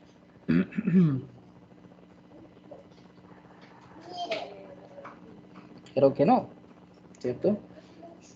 Creo que no. Creo que según mi tablita tenía el ID y el nombre, ya lo tenemos. ¿Sí? Esto sería la tabla empleados. Si le quiero meter algún otro, pues se lo puedo meter, ¿cierto? Pero en este caso, pues, no tendría otro. Metámosle otro, por ejemplo. Voy a decirle acá el teléfono. En este caso, por ejemplo, el celular, ¿cierto? Celular, y sigo lo mismo, celular empleado. Y pues, aquí ya usted decide cómo quiere que le digiten ese dato. Si quiere que sean solo los números, pues tendría que ser un campo entero, ¿cierto? O si quiere que le digiten 3, 15, rayita y los números, ¿cierto? Pues podría ser entonces una cadena. Entonces, por ejemplo, digamos que lo van a digitar con los guioncitos o con los espacios. Y bueno, ¿qué máximo podría ser? Pues un número normalmente tiene 10 caracteres, ¿cierto? Bueno, digámosle que entre el guioncito y que deje otros espacios, digámosle que más o menos 13. ¿Sí? Dígame. No estaba diciendo que 12, sí, 13 puede ser. En ese caso, si usted permite que digiten de esa manera los números de celular. Pero para mi concepto, Yo siempre coloco eso que sea entero, que metan los números tal cual, ¿cierto? Porque en el momento que yo quiera generar algún proceso con ese número de teléfono, me es más fácil trabajar con los números sin ponerme a partir cadenas para quitarles el guioncito, en fin. Aquí de modo de ejemplo le vamos a decir, listo, va a chat de 13. Bueno, y aquí pasa algo. Un celular puede ser obligatorio o no obligatorio, ¿sí? Puede ser que todas las personas no tengan número celular. O sea que usted podría fácilmente decirle que ese campo es nulo, ¿cierto? Pero lo que vuelvo y le repito, no se acostumbre a dejar tantos campos nulos porque va a afectar después la velocidad de las consultas. ¿Qué podríamos hacer para solucionar eso y no dejar esos campos nulos? Bueno, yo podría decirle que sea obligatorio, por ejemplo, ¿sí? Y siempre mandarle algún valor, ¿sí? Guardar un valor, así sea un valor, por ejemplo, un 0, ¿cierto? Pero guardar algo en ese campo. La idea es no dejarlo vacío, o sea que cuando usted esté haciendo su aplicación, en algún momento le va a mandar un valor, ¿sí? Un valor por defecto, o puedo definir un valor por defecto también acá dentro de mi campo. Puedo utilizar algo que se llama un default, ¿sí? ¿Cierto? Y decirle qué tipo de dato default le quiero mandar, ¿sí? O simplemente decirle un valor por defecto y generarle un valor por defecto. Pero bueno, estos daticos por default los vamos a mirar con más detalle. Por el momento, simplemente era para mostrárselo. Lo voy a decir que lo voy a dejar no null. O sea que al menos sea obligatorio y si no tengo el número, pues le coloco un 0, ¿cierto? O algún valor, o no tiene teléfono. Pero yo puedo dejar eso que en la base de datos también sea por defecto, ¿cierto? Que por defecto le coloque un valor, ¿sí? Sin problema. Por defecto le puede estar colocando un valor. Pero bueno, ya vamos a mirar entonces eso. ¿Qué tendríamos aquí? Una tabla que se llama empleados, que tenemos ya un código del empleado, que tenemos un nombre del empleado, que tenemos un celular del empleado, ya tenemos 3 campos, ¿cierto? 3 campos. Ah, bueno, tengo mis 3 campos. Si no tengo más campos, yo podría dejar hasta ahí las comas. Pero si tengo algún otro valor, pues coloco coma y continúo, ¿cierto? Ah, bueno, ¿qué nos falta por definir? Importante. Tengo que definir cuál es mi llave primaria. ¿O qué campo va a ser mi llave primaria? Y para eso yo puedo hacer algo así que hice, por ejemplo, acá primary, ¿cierto? Primary key. Hizo esta expresión, primary key, y dentro de paréntesis indico cuál es el campo que va a ser mi llave primaria. O sea, le debo decir code empleado, ¿cierto? Y si no voy a hacer nada más, ahí puedo hacer, dejar mi expresión total sin comas y nada más adicional. Y debo finalizar con un paréntesis y terminando en punto y coma. Hasta acá tendría el código necesario de DDL para crear mi primer tabla, ¿cierto? Para crear mi primer tabla. Create table, empleados, ¿cierto? Abro los paréntesis, los cierro. Mi primer campo, el nombre del campo, el tipo de datos que le voy a dar con su longitud, la restricción de que sea nulo o no sea nulo, como es una llave primaria autoincremental, ¿cierto? El segundo nombre del campo, de tipo cadena, ¿cierto? O alfanumérico, como se le llama normalmente, también va a ser obligatorio, o sea, me pide un dato obligatorio. El celular del empleado, lo mismo, un tipo de datos obligatorio y defino cuál va a ser la llave primaria de esa tabla o ese elemento, ¿cierto? O sea que si yo ejecuto esto, ¿ya haría algo? Pues miremos. Mire, dice la columna empleado no existe en la tabla. Empleado, sí, mírelo. Está mal escrito. Acá, y mal. Empleado. Ahora sí. Botó y una vez un error. Vamos a ejecutarlo de nuevo. Mire, perfecto. Por aquí se generó filas afectadas 0, filas encontradas 0, duración de la consulta. Nos dice unos datos estadísticos. demoró 0.16 segundos, 0.016 segundos esa consulta. Ese es el tiempo que tenemos que tener en cuenta nosotros cada vez que ejecutamos consultas. Las consultas deberían demorarse milisegundos, ¿sí?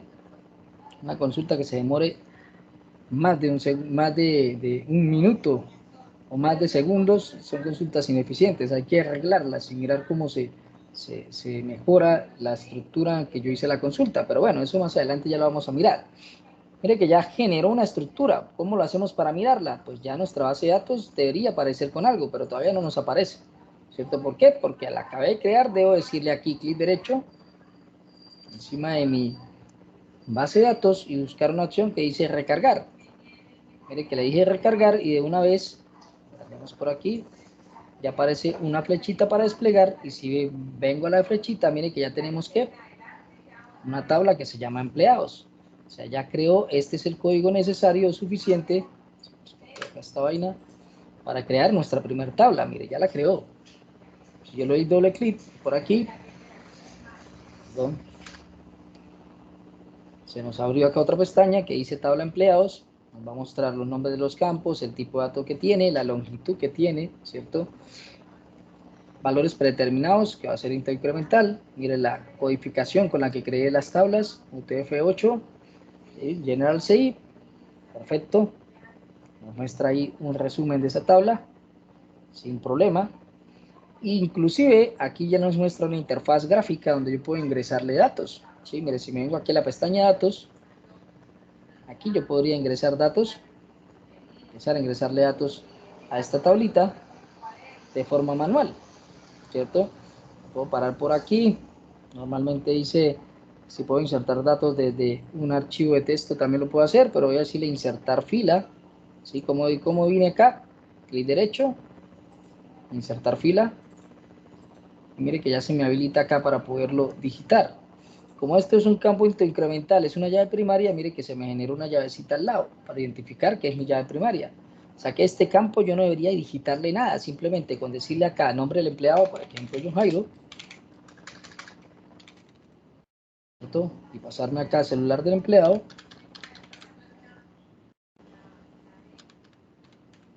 ¿Cierto? Mire que ahí con eso ya se guardó el registro y me generó de una vez un número 1 automático. El ID de ese empleado es el ID 1, ¿sí? No tuve que digitarle el dato. Por eso estos campos autoincrementales yo no me preocupo por los datos que voy a digitar, ¿sí? No me preocupo, ellos se incrementan solitos. O sea que yo solamente lleno los de los demás campos, ¿sí? Si vengo acá, vuelvo y toco la tabla de empleados, le digo recargar y voy a la pestaña datos, pues ya tendría un registro en esa tabla, ¿sí? Ya existe un empleado. Ya existe un empleado. Y si creo otro, clic derecho nuevamente, insertar fila. Vamos por acá, otros datos. Mire, se me autoincrementó el otro, ya generó 2. Este campo es la llave primaria, es el que nos va a permitir controlar o interactuar con las relaciones de los registros de una tabla con otra, ¿cierto? Por eso es que esto debería ser una incremental, más fácil de entenderlo que colocar, por ejemplo, el número del documento del empleado como llave primaria. Eso no, normalmente eso no se debe hacer, ¿sí? Eso no se debería hacer. Bueno, volvamos a nuestra consulta. Tenemos nuestra primera tabla. Ah, bueno, profe, entonces, ¿cómo creo las otras dos? Pues esta es la estructura para hacerlo, ¿cierto? O sea, que si voy a crear mi otra tabla, según mi ejemplo, por ejemplo, vamos a crear la tabla emails, ¿sí? Emails ya sería hijo de quién? De empleados. Bueno, pues creémonos una tabla que se llama emails. Pues, ¿qué voy a hacer? Lo mismo, create table, y la voy a llamar emails. Listo. Vengo acá, por aquí un enter. Abrimos por acá paréntesis, lo cerramos, punto y coma. Listo. Aquí tenemos el espacio para empezar a crear la nueva tablita. Tabulador. Y bueno, ¿qué necesitaríamos para crear esa tabla emails? Bueno, pues en este caso, pues como el correo como tal, ¿cierto? El email. Y necesitaríamos un ID para controlar ese email. Recuerden, cada tabla debe tener una llave primaria. O sea que el primer campo que yo voy a crear es algo así como code email, ¿cierto? O ID email, como lo quiera usted hacer. Debería ser por lo menos un begin int por acá. Trabajemos uno de 20, que sea obligatorio, siempre debe ser obligatorio, y que sea auto incremental, comita. Y el segundo campo, ¿cuál sería? Pues el email, donde vamos a guardar el email, ¿cierto? ¿Cómo se llamaría? Email, normalito. Va a ser un varchar, porque es un alfanumérico, ¿cierto? Los emails son combinaciones de letras y números, y aparte de caracteres. Entonces, bueno, vamos a mirar qué tan grande pueda llegar a ser un email. Hay que, por mucho que 30 caracteres, por ejemplo, ¿cierto? Le voy a decir que también sea obligatorio. ¿Listo? Y voy a definir mi llave primaria. Siempre, siempre, pero siempre debo definir una llave primaria para mi tabla, ¿cierto? Primary key, lo mismo. Le voy a decir que la llave primaria va a ser el campo code email. Ahí tendría una segunda tabla, ¿cierto? Si intento ejecutar este script, otra vez, ¿qué podría pasar? Bueno, pues mire, ya tenemos un error que me muestra, porque ya la tabla empleado ya la creó, ya existe, ¿cierto? Pero todavía no existe la tabla emails. Vamos a mirar clic derecho y refrescar a ver si la creó. Mire, ¿sí? Como un error no generó el código de aquí hacia adelante, ¿sí? No lo generó. Pero bueno, como ya tengo esta tabla, yo podría seleccionar nada más el bloque de código que quiero que se ejecute. Por ejemplo, este, ¿cierto? Y volverle a dar play para que solamente ejecute esa instrucción. Bueno, por lo menos en este editor no funciona tan así. Mire, listo. Sí, Ya saben desplegando que la flechita. desplegando la flechita, ¿en dónde? Ahí en ejecutar, ejecutar solo selección. Ah, bueno. Sí, mire, tocó darle un clic más. El resto, por ejemplo, una consola de Postgres o un PGAdmin, tú puedes seleccionar solamente el pedacito y eso es lo que se le ejecuta.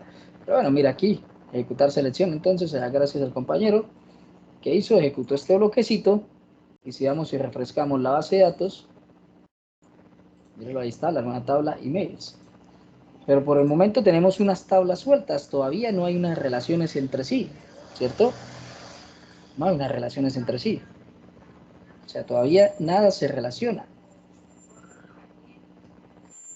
¿Sí? Nada se relaciona entre ese usuario, perdón, entre ese empleado y ese email, o esa tabla emails, ¿sí? ¿Será que eso es correcto? ¿Qué creen ustedes? ¿Qué faltaría? Relacionar con la llave primaria de empleados a la tabla email. Exacto. Bueno, falta hacer eso, ¿cierto? O sea, que vamos a hacer algo aquí. Voy a decirle por acá, clic derecho. Voy a decirle por aquí una opción que dice suprimir. Y voy a eliminar esa tabla. ¿Listo? Lo mismo la otra empleados, clic derecho. Voy a decirle suprimir. Voy a eliminar esa tabla. Y voy a guardarme este archivo para que no se me vaya a perder. Decirle guardar. Perdón, digámosle por acá archivo. Vamos a decirle guardar como. Y vamos a buscar nuestra carpeta. Semana 4. Voy a decirle aquí 01.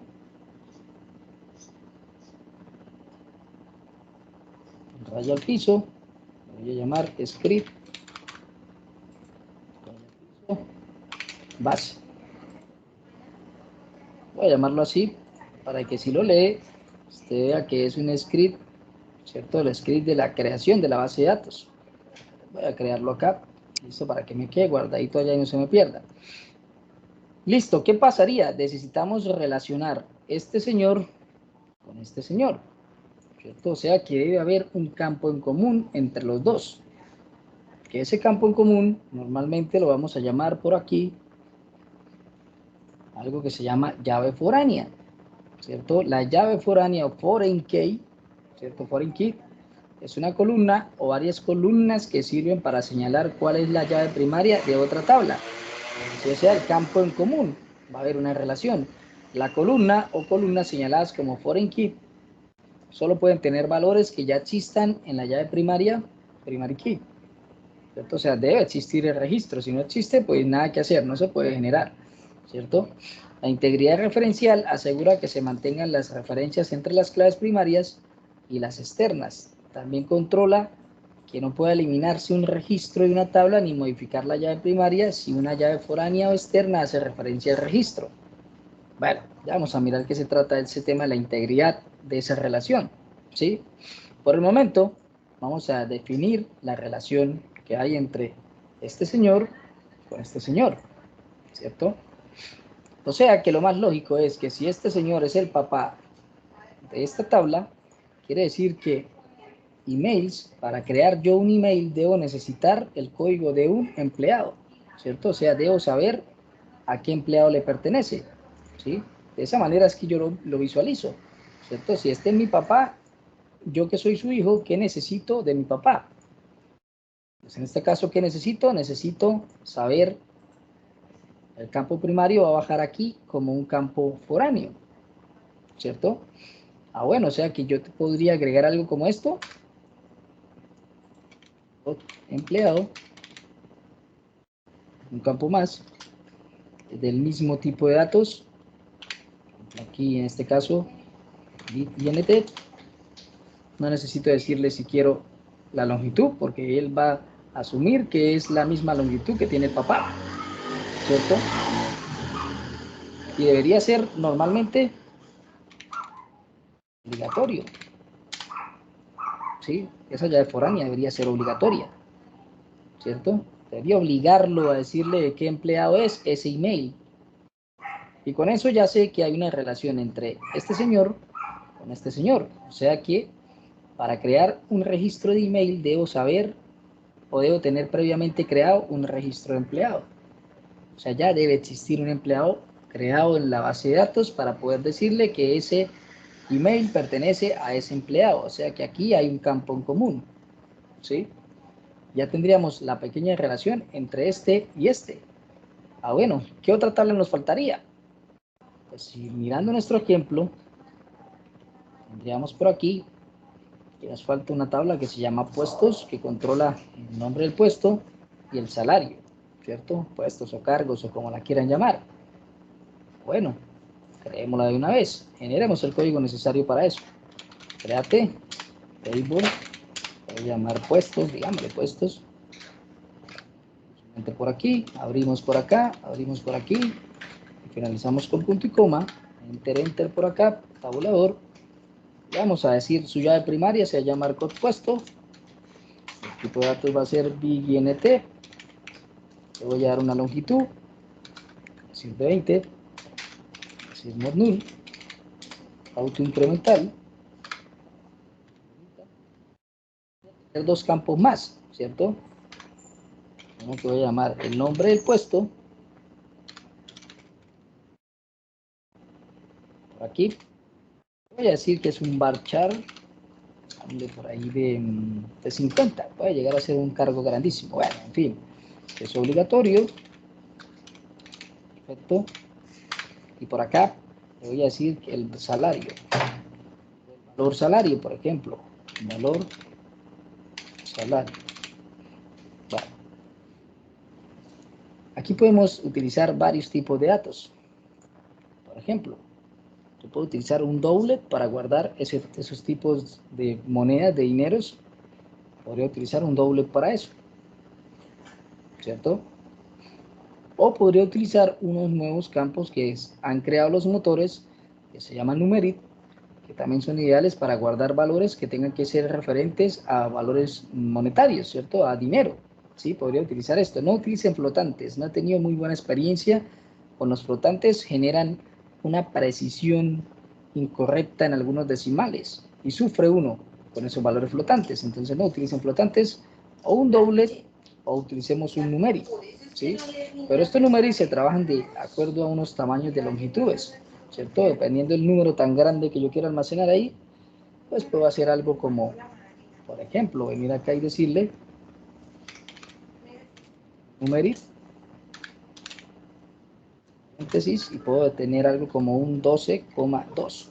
Esto es un número grandísimo, ¿cierto? Define la cantidad de cifras que va a tener, la cantidad de decimales que va a tener. O sea, 12, ahí cabe un buen número en dinero, ¿sí? Bastante. Y la cantidad de decimales que va a tener ese número. Pues puedo tener dos decimales si quiero. Es una precisión para datos de monedas. Eso lo puedo utilizar. Por ejemplo, not null. Y listo. Voy a tener ahí esa tabla. Ahora debo definirle cuál va a ser su campo primario. Primary key. ¿Cuál es? Pues el que dice code puesto. ¿Listo? Perfecto. Con la tabla puestos. Pero bueno, hay algo más, ¿cierto? También se necesita relacionar con el empleado. O sea que para crear un puesto, un registro del puesto, yo debo saber a qué empleado le pertenece. O sea que va a haber otra vez un campo en común. ¿Y cuál sería? Pues su famosa llave foránea, en este caso, el code empleado, que se va a llamar tal cual como esté acá.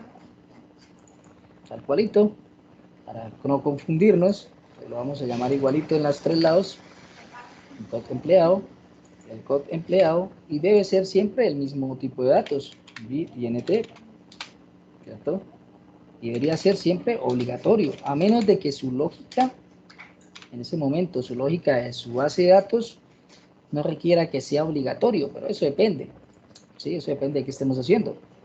Pero si miramos, aquí ya tendríamos un código, ¿cierto? Que me genera una tabla, que me genera una segunda tabla, que me genera una tercera tabla, con sus campos y sus debidos tipos de datos, sus restricciones más sencillas, que serían decirle que sus campos sean obligatorios o no, ¿cierto? Ya tendríamos una base de datos sin problema, ¿sí? Ya tendríamos una base de datos sin problema. Pero bueno, aquí todavía no se acaba todo, ¿cierto? Debemos indicar que estos campos que se relacionan en las dos tablas que tenemos son campos foráneos. Y para eso yo debo decirle a la base de datos, a través de una instrucción, ¿cierto? Que esos campos son foráneos. O sea, debo decirle, indicarle que ese campo es foráneo. ¿Sí? Yo podría generar acá y que se me creen estas tres tablas, ejecutar el código y posteriormente podría agregarle esas alteraciones para decir qué campo va a ser foráneo de tal tabla. ¿Sí? ¿Cuál va a ser el campo foráneo de tal tabla? Eso lo puedo hacer, ¿cierto? Eso lo puedo hacer sin problema. ¿Cuántos campos foráneos puede tener? Puede tener varios. Una misma tabla puede tener varios campos foráneos. ¿Sí? Dependiendo de lo que estemos haciendo. O sea que debo definir la cantidad de campos foráneos que va a tener mi tabla. Sí, claro, debo saberla definir. Decirle cuántos son y también decirle que va a ser llaves foráneas.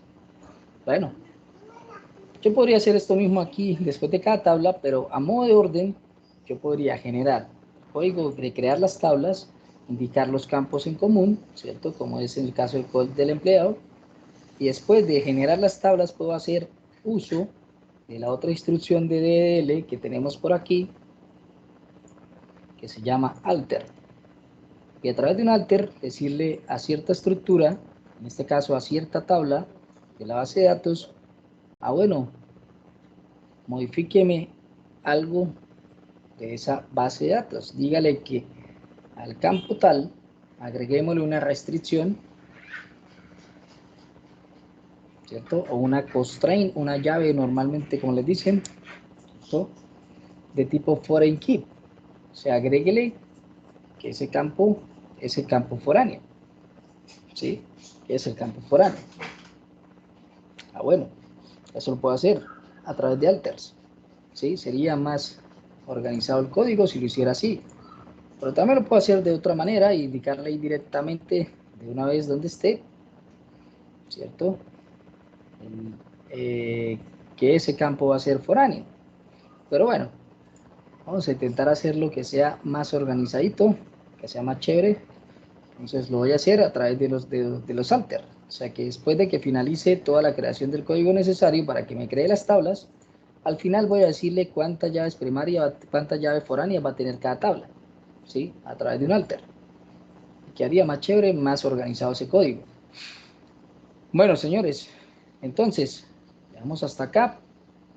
Continuamos el sábado, mirando cómo sería la temática del DDL. Hasta el momento aprendimos a utilizar ese comando create, ¿cierto?